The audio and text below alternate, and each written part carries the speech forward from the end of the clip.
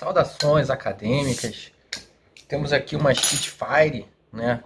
O nome criado aqui em homenagem à aeronave Spitfire, Supermarine Spitfire. É uma Amber Ale Special Bitter, né? Ela tem, ao que tudo indica, um amargor de médio para moderado, mas também tem um sabor maltado que sustenta esse amargor e provavelmente deve causar uma persistência desse amargor durante a degustação. É uma cerveja inglesa e ela contém 3 lúpulos quentes, né, que justamente vão conferir esse amargor, né. Excelente, deliciosa, aprovadíssima, aprovadíssima.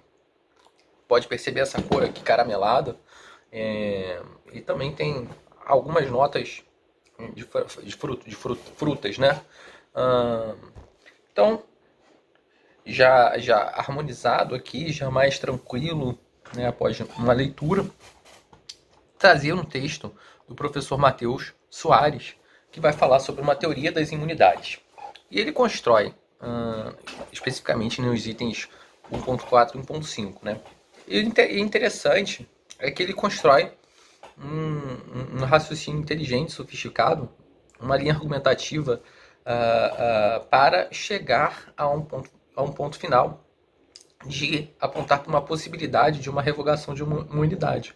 Só que ele não vai chegar e falar que imunidades podem ser revogadas, mas ele vai construir um raciocínio, e eu vou tentar trazer ele aqui na medida do possível, que primeiro vai explicar o que são os direitos fundamentais, depois dizer qual é a relação da imunidade com esses direitos fundamentais, né?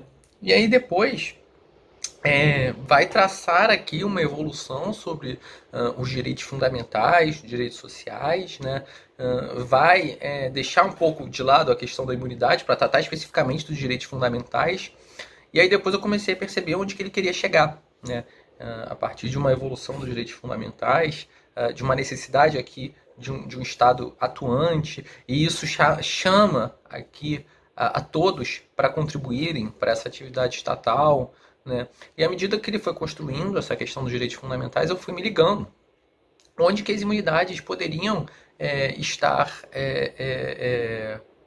colocadas em xeque eventualmente. Porque logo no começo diz que existem basicamente 2 imunidades, as que vão servir como mais uma camada aqui de um direito fundamental, não um direito fundamental, mas uma garantia, e imunidades que não são justificáveis por direitos fundamentais, mas por negociações políticas, por exemplo.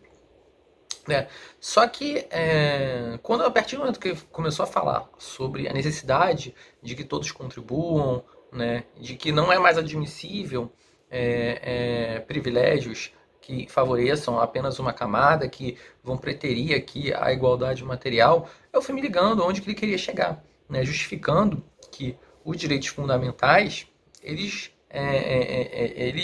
admitem certa limitação, né, e mais, quando não são direitos fundamentais, por exemplo, justamente essas imunidades que não garantem direitos fundamentais, há uma total um campo para se avançar uma revogação, né? Mas aí, passando esse ponto da capacidade de todos contribuírem para financiar as prestações estatais, né, ele ainda prossegue falando sobre a teoria do mínimo existencial, né, justamente para chegar ao núcleo essencial dos direitos fundamentais, para saber onde que é intocável ou não, e saber se a imunidade estaria nesse núcleo intocável, e também chegar a outra, levantando aqui a teoria da vedação ou do retrocesso, né, para saber se a revogação de uma imunidade seria um retrocesso ou não, né. E aí, interessante que depois volta o tema das imunidades, que estava um pouco deixado ali paralelo para refletir justamente sobre os direitos fundamentais, que é o que importa, porque as imunidades elas refletem os direitos fundamentais, e na lição de Lobo Torres, os de liberdade. E aí, uma conclusão que pode se chegar é justamente que é possível a revogação de certas imunidades, justamente porque elas não protegem o direito fundamental, né? Ou também porque elas não que a sua revogação pode permitir que possam ser concretizados outros fins, por exemplo, aquela imunidade que foi instituída pela emenda de 2013 de videofonogramas, obras literomusicais brasileiras, enfim, nada que tem de direito fundamental nessa imunidade, mas apenas um favorecimento para determinada classe produtiva, né? Então seria completamente admissível uma revogação dessa imunidade para aumentar porque a gente tem que ter em mente o seguinte: a partir do momento que essa revogação, essa imunidade é instituída, né, e as prestações estatais elas se mantêm com os custos, né, cada vez maiores, por sinal, diga-se de passagem, o que acontece é que as pessoas que não são que não vão gozar dessa imunidade, elas vão ter que arcar com essa perda de receita, né? Então a imunidade tem esse lado de prejudicar quem não é beneficiário dessa imunidade, né? Então, à medida que essas imunidades elas são colocadas na Constituição, que tem o exemplo também das imunidades de CMS exportação, CID exportação, o IPI, produtos exportados.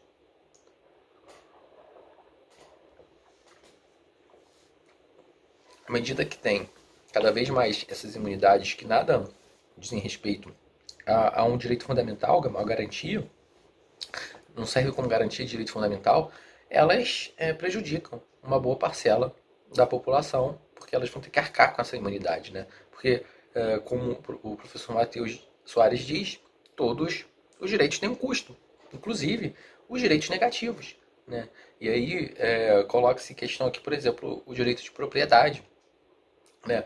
E aí ele exemplifica lá com quando houve um incêndio lá em certa região de Minas, que teve que mobilizar helicóptero, bombeiro, enfim, teve que ter toda uma força-tarefa lá para garantir o direito de propriedade, né? E, enfim, esses custos eles vão ser levados em conta, em consideração, quando se institui uma imunidade. Quando se institui uma imunidade. Então, esse raciocínio, para chegar à possibilidade de uma revogação de uma imunidade, ela tem que passar, sim, pela conceituação e pela teorização aqui dos direitos fundamentais, uma vez que as imunidades deveriam protegê-los, né? Deveriam servir como garantia.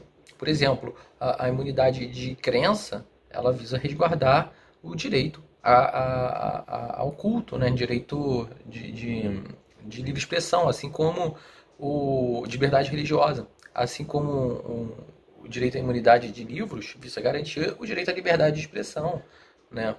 Então, as imunidades elas estão atreladas a um direito fundamental, né? E isso tem que ser levado em conta. Então, essas imunidades, muitas vezes descabidas, que são frutos de negociações políticas, lobby, elas, a sua revogação, elas não seriam um retrocesso social. Pelo contrário, seria tentar garantir um progresso social, uma vez que essas imunidades são verdadeiros privilégios odiosos a uma determinada parcela da população, né? E que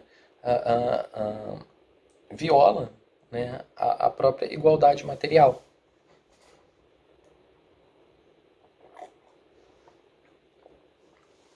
E ela desce muito bem e harmoniza com churrasco, frango e queijos, né? E o queijo específico, né, que eu procurei é o emmental. Voltando para o texto,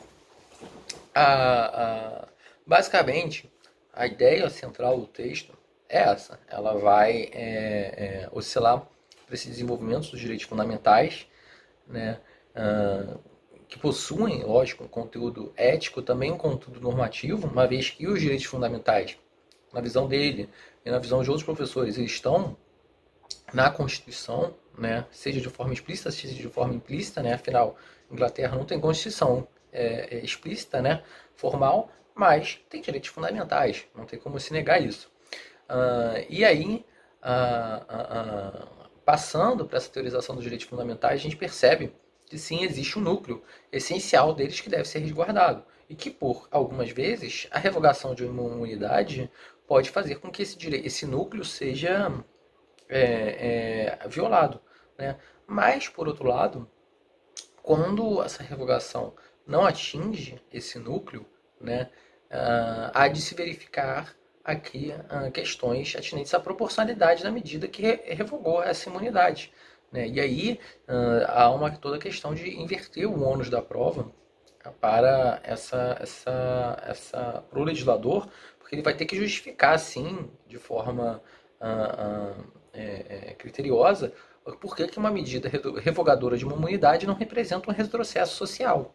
Né? E nesse caso, por exemplo, uma eventual revogação dessa imunidade de videofonogramas, obras literárias musicais, blá blá blá blá blá blá, isso não violaria, né, a meu ver, um direito fundamental. Né? Até porque que direito fundamental estaria se garantindo com isso? Né?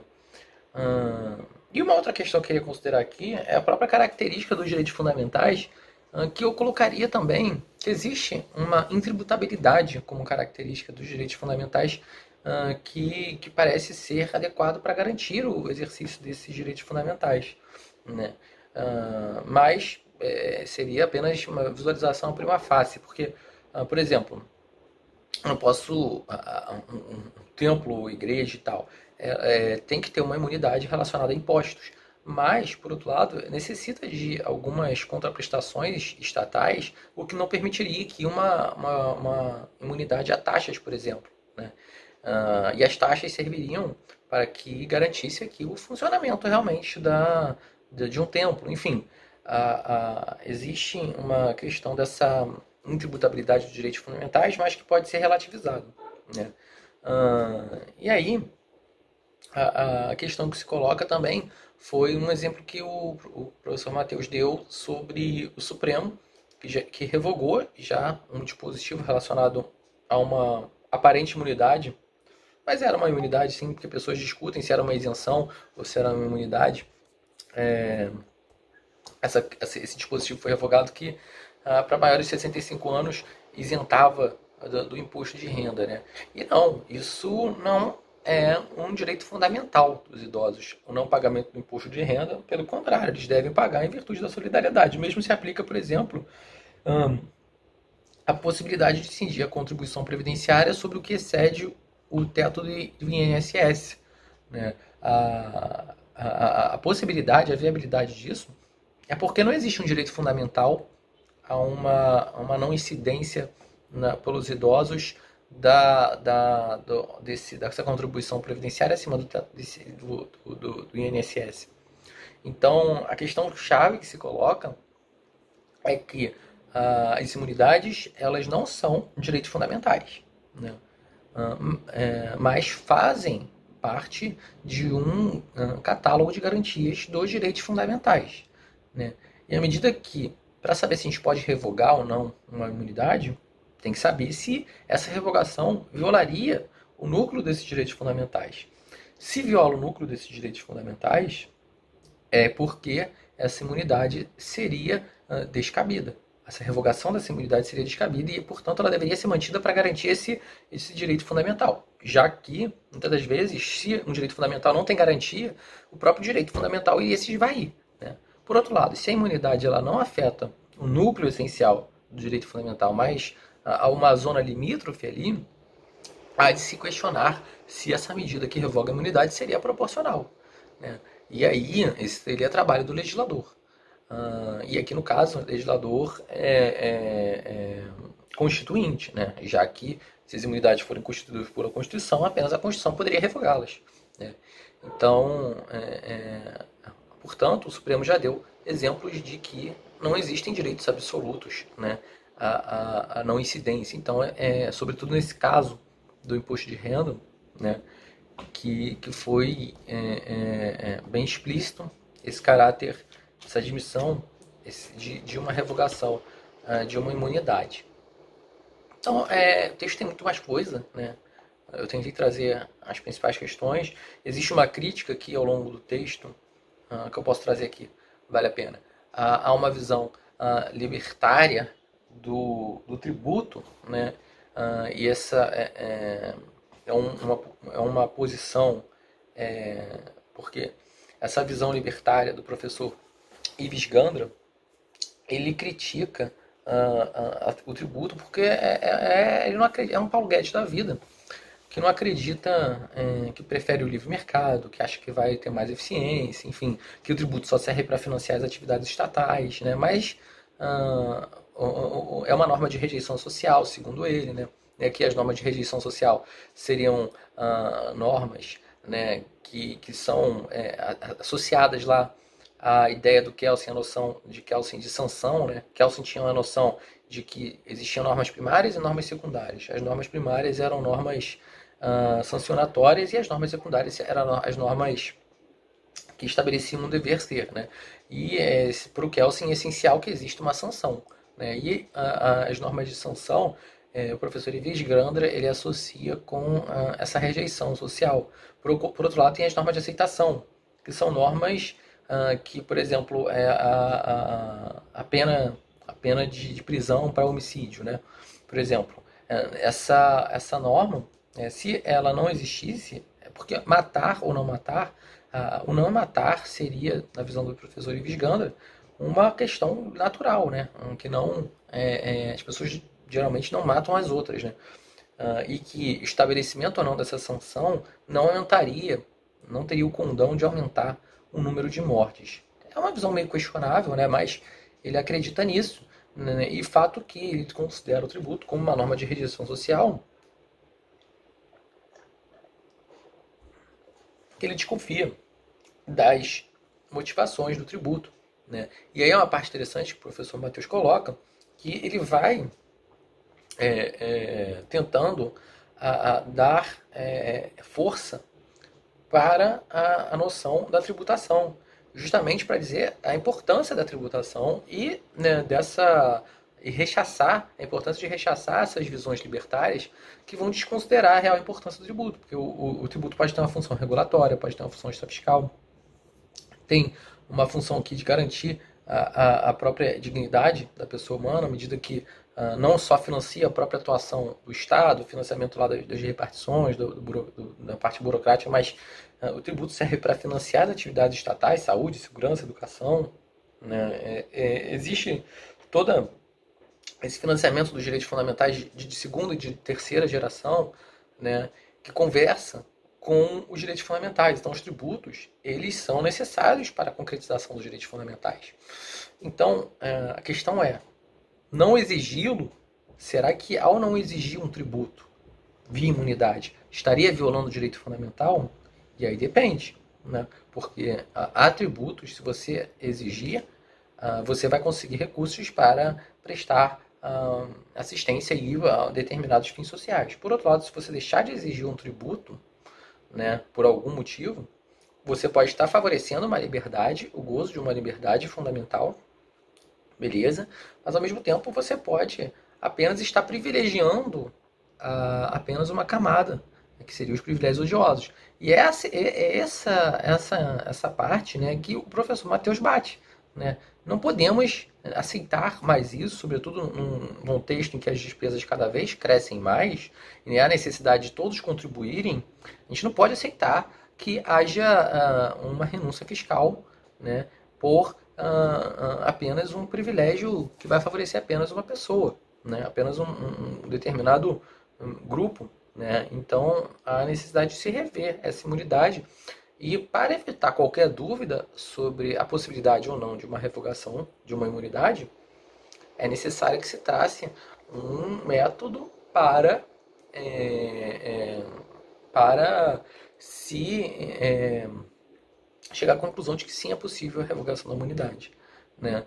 Então é interessante o método que ele propõe, inteligente, sofisticado, né, de chegar a um ponto de direito fundamental até a reta final, a reta final, que é a possibilidade da revogação de uma imunidade. Então é necessário sim passar por esse ponto, esses pontos sobre os direitos fundamentais, para entender qual é o papel do tributo no exercício e na concretização dos direitos fundamentais e quais seriam os danos da não exigência de um tributo para a execução, né, a concretização desses direitos fundamentais.